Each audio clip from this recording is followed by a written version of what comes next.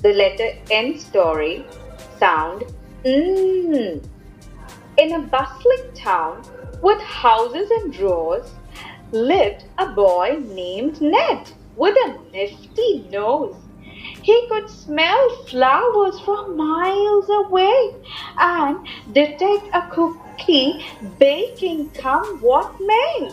With a sniff and a snort, he would follow his nose through fields of lavender and blooming rose. His sound echoed as he explored, nodding his head up and down. With his nifty nose, he never got bored. From morning to night, he would happily sniff. Each scent was a treasure, a delightful whiff.